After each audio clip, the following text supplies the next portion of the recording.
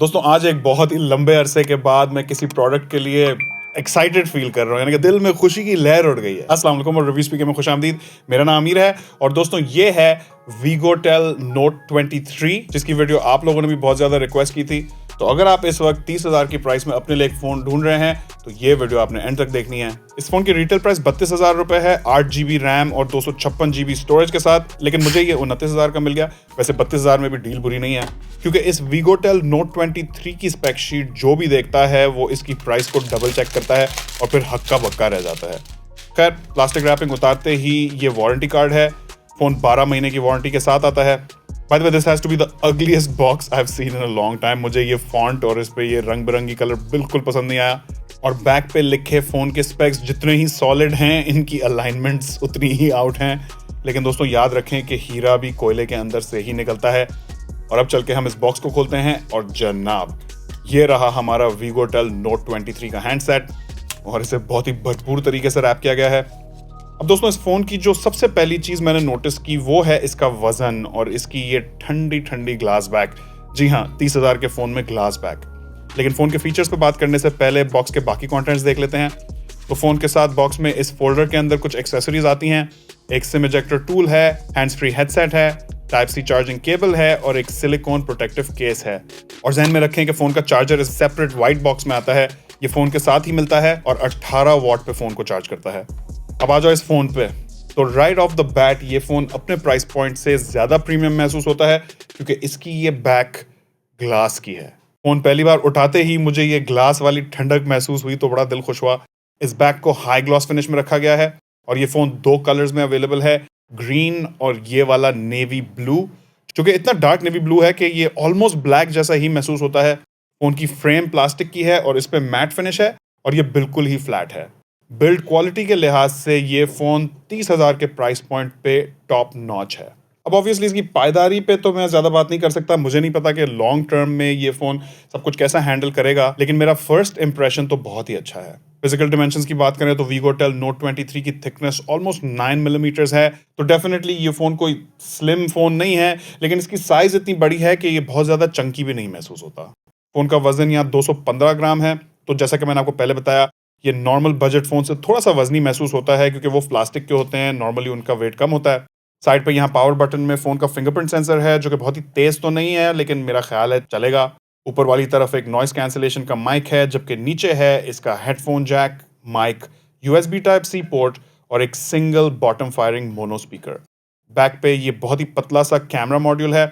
यहाँ कोई real camera bump नहीं है और इस कैमरा मॉड्यूल में एक ट्रिपल कैमरा सेटअप है, जिसमें 50 मेगापिक्सल का मेन कैमरा है और 2 बकौल बबलू लाहौरी रेलू कट्टे हैं, जिसमें से एक बहुत ही लो रेज मैक्रो कैमरा है और दूसरा मेरा ख्याल है डेप्थ सेंसर है। इसकी कोई इन्फॉर्मेशन मुझे ऑनलाइन नहीं मिली। अब नॉर्मली इस 30,000 टाइप के बजट प्राइस पॉइंट पे कैमराज में बड़ा कॉम्प्रोमाइज़ होता है, क्योंकि अच्छे कैमराज बनाने के लिए आपको अच्छा हार्डवेयर भी चाहिए होता है और बहुत R&D में बड़ी इन्वेस्टमेंट्स भी करनी पड़ती हैं सॉफ्टवेयर डेवलप करने के लिए।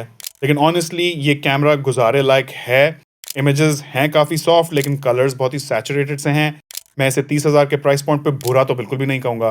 फिर यहाँ बैक कैमरा का maximum video recording resolution 2K at 30 FPS है। आगे वाली तरफ आ जाए तो यहाँ 16 मेगापिक्सल का सेल्फी कैमरा है। आप यहाँ पिक्चर सैंपल्स खुद देख सकते हैं। बहुत ही एंट्री लेवल क्वालिटी की इमेजेस हैं, लेकिन अगेन आपका गुजारा हो जाएगा। और अब आते हैं उन चीज़ों पे जहाँ ये फ़ोन छक्के चौकों की बारिश कर देता है। चेक करो। तो पहली चीज़ है इसका डिस्प्ले। 6.78 इंचेस का फुल HD प्लस रेजोल्यूशन के साथ हाई रिफ्रेश रेट डिस्प्ले है। और रिफ्रेश रेट कितना है? 120 हर्ट्ज। 30,000 वाले प्राइस पॉइंट पे फुल HD डिस्प्ले और 120 हर्ट्ज का रिफ्रेश रेट होना अनबिलीवेबल सी बात है, बहुत ही रेयर है। डिस्प्ले के ऊपर एक होल पंच कटआउट है। यहाँ कोई ड्यू ड्रॉप नॉच वाला कॉम्प्रोमाइज भी नहीं है। सिर्फ एक तो छोटी छोटी चीजें हैं, जैसे कि इस डिस्प्ले का रिफ्रेश रेट मैन्युअली कम नहीं किया जा सकता, इवन दो ये डिस्प्ले 60 हर्ट्ज सपोर्ट करता है, लेकिन सेटिंग्स में कोई ऑप्शन नहीं है। 120 हर्ट्ज वाले डिस्प्लेज थोड़ी ज़्यादा बैटरी कंज्यूम करते हैं, क्योंकि प्रोसेसर को भी इन्हें चलाने के लिए ज़्यादा काम करना पड़ता है। तो आई होप कि ये चीज़ किसी फ्यूचर अपडेट में सॉर्ट आउट हो सकती हो। और यहाँ दूसरा छोटा कॉम्प्रोमाइज़ है कि ये फ़ोन वाइडवाइन L3 की सर्टिफिकेशन के साथ आता है। मतलब अगर नेटफ्लिक्स और प्राइम वीडियो जैसी एप्स इस फ़ोन पे 480p पे कंटेंट दिखाएंगी, लेकिन इसका यूट्यूब और फेसबुक वगैरह पे कोई असर नहीं होता, वो फुल रेजोल्यूशन में ही वीडियोस दिखाएंगे। All in all I think ये डिस्प्ले बहुत ही अच्छा है। बजट प्राइस में इससे बेहतर डिस्प्ले आपको नहीं मिलेगा। और दोस्तों यहाँ कहानी खत्म नहीं होती, क्योंकि अब हम बात करेंगे इस फोन की चिपसेट कॉन्फ़िगरेशन पे। तो यहाँ इंटरनल्स बहुत ही तगड़े हैं, चेक करें। MediaTek Helio G99 chipset, Mali G57 GPU, 8GB RAM जिसे 8GB के साथ एक्सटेंड भी किया जा सकता है, और 256GB UFS 2.1 स्टोरेज। और यहाँ फुल ड्यूल सिम एक्सपेंशन भी मौजूद है, तो आप स्टोरेज को बजर या SD कार्ड एक्सपैंड भी कर सकते हैं, और साथ में इस फोन में 2 सिम्स भी लग जाती हैं। अब ये Helio G99 आजकल हम 50-60 हज़ार या उससे ऊपर वाले प्राइस पॉइंट्स पे देखते हैं। 30 हज़ार वाले प्राइस पॉइंट पे मैंने अब तक कोई और फोन नहीं देखा जिसमें Helio G99 का चिपसेट लगा हो। और फिर ये फोन वहां रुकता भी नहीं है। इस प्राइस पॉइंट पे हम नॉर्मली eMMC स्टोरेज देखते हैं, जो कि वक्त के साथ साथ स्लो डाउन हो जाती है जैसे जैसे स्टोरेज फुल होने लगती है। लेकिन ये UFS 2.1 स्टोरेज स्पीड में भी ज्यादा तेज होती है, और over time phone slow down भी नहीं होता। तो मेरा ख्याल है कि बजट प्राइस पॉइंट के पावर यूजर्स और इवन हैवी गेमर्स इस फोन की तरफ देख सकते हैं। गेमर हजरात एक बात का ख्याल रखें कि इस फोन में कोई हार्डवेयर जायरो नहीं है, सिर्फ सॉफ्टवेयर जायरो है। लेकिन जहां तक बात है फ्रेम रेट्स की, तो वो आपको अच्छे मिलेंगे। PUBG यहाँ 40 FPS पे आराम से चलेगी, और डेली यूज एप्स जैसे कि messaging, social media, video content वगैरह में तो ये फोन भागता है। मुझे अभी तक इस फोन में कोई स्टटरिंग या लैग या हिचकिचाहट नहीं महसूस हुई है। मेरे साथ ये फोन बहुत ही स्मूथली चला, जिसकी हार्डवेयर पावर के साथ साथ एक और बड़ी वजह है इस फोन का इंटरफेस। दोस्तों यहाँ Android 13 है, और ये फुली स्टॉक एंड्रॉयड एक्सपीरियंस है, कोई स्किनिंग वगैरह नहीं है, बस वही खालिस इंटरफेस जो कि गूगल ने खुद डिजाइन किया है। नॉर्मली इस प्राइस पॉइंट पे ब्रांड्स अपनी अपनी मीनाकारियां भी करते हैं, और आप में से जो लोग हमारे नए फॉलोअर्स और सब्सक्राइबर्स हैं उनको बताता चलूं कि एंड्रॉयड स्मार्टफोन्स में मेरा फेवरेट स्टॉक एंड्रॉयड है, क्योंकि इस पे कोई हैवी स्किनिंग नहीं होती, ना ही कोई एक्स्ट्रा एनिमेशंस। तो ये बहुत ही स्मूथली चलता है, बहुत लाइट भी महसूस होता है, और इसमें कोई प्री इंस्टॉल्ड ब्लोटवेयर ऐप्स भी नहीं होती। हमारे जासूस भाइयों के लिए भी यहाँ थोड़ी सी बैड न्यूज़ है कि इस फोन के अंदर कोई सीक्रेट कॉल रिकॉर्डिंग फैसिलिटी मौजूद नहीं है। अब इस पूरे एक्सपीरियंस को पावर करने के लिए फोन में 5000 मिली एम्प पावर की बड़ी बैटरी है, और जैसे कि आपने अनबॉक्सिंग में देखा 18 वॉट की फास्ट चार्जिंग पावर ब्रिक है। अब ये जरूर है कि इस 30,000 वाले प्राइस पॉइंट पे अब हमें 33 वॉट की फास्ट चार्जिंग भी दिखती है, लेकिन जितनी चीज़ें ये फ़ोन ऑलरेडी डिलीवर कर चुका है, मैं किसी मूड में नहीं हूं कि मैं इसके साथ ज़्यादा कंप्लेन करूं।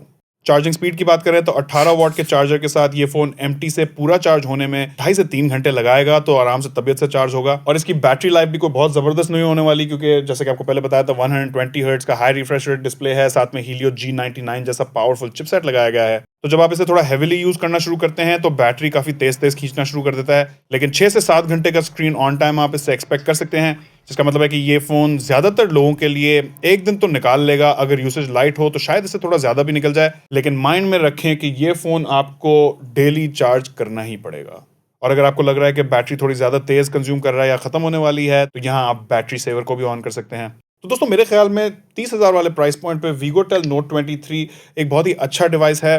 आजकल के माहौल में जहां महंगाई की वजह से हर चीज़ महंगी होती जा रही है, वहां ऐसा फ्रेश किस्म का प्रोडक्ट आए जो कि वैल्यू फॉर मनी ऑफर करे और इतने अच्छे स्पेक्स ऑफर करे, ये एक वेलकम चेंज है।